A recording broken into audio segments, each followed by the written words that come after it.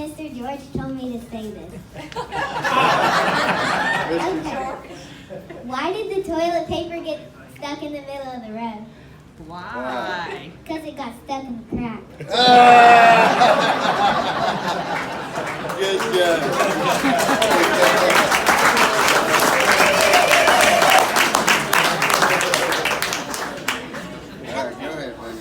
Hi, I'm Amelia and I'm 9. I'm in the 3rd grade and I love to dance and I love to act.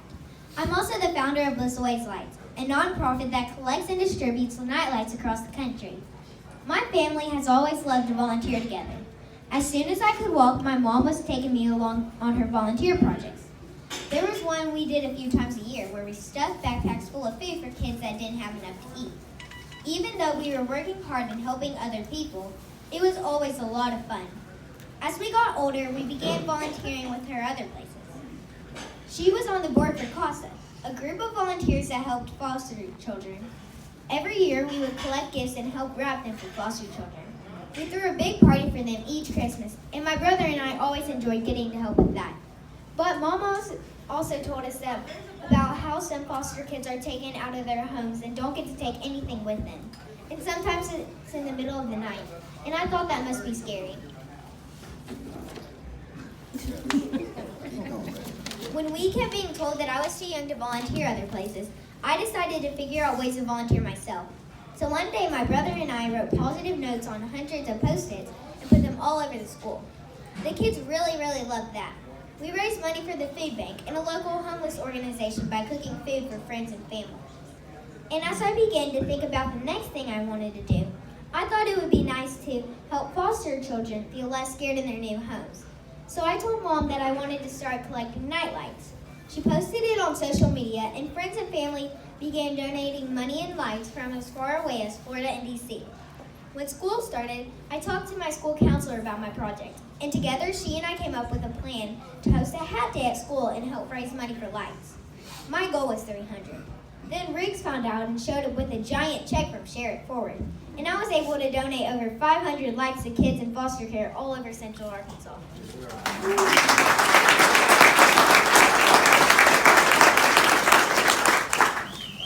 And honestly, I thought my project was done for then. Almost a year later, Jordan at Channel 11 called my Boys and Girls Club and asked them for a story about an ordinary kid doing extraordinary things.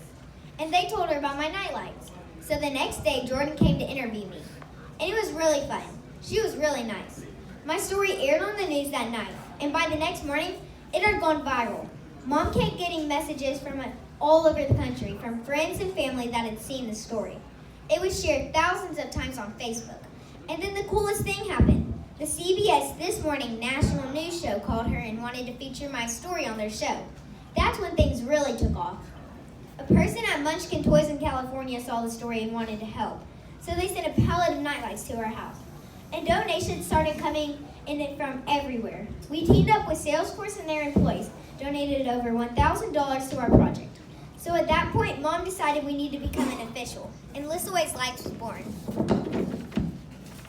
We were lucky to have a company called Jasco Products see our story on social media, and they sent 2 pallet loads of lights worth $13,000 to Riggs. We stuffed 1,500 lights into 60 boxes last week with the help of some really great volunteers. And boy, do we have some awesome volunteers. One thing we've tried to do is encourage families to come out and volunteer together with us. Sometimes we have moms and dads and grandparents and kids all working together with us.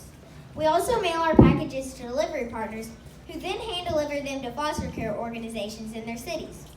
We've heard so many stories about how this helps moms and dads talk to their children about foster care and get their children interested in helping. We've heard so many neat stories from our foster care organizations. My favorite came from a family in Oklahoma. They had just taken in a young brother and sister, and the brother wanted to leave the light on every night, not for him, but so that he could watch his sister's door and make sure she was safe every night. Having that light helped them both feel safe. Since that first donation, we have collected and distributed 4,300 nightlights to all 50 states, and packages are en route as we speak to every county in Arkansas. We work with private and public foster care organizations all over the country to help us distribute lights to foster care. If you are interested in helping us do a light drive or you need nightlights for an organization in your county, we would love to talk to you. We have a website at listowayslights.com and we are on Facebook and social media. Thank you for your time tonight. Yeah.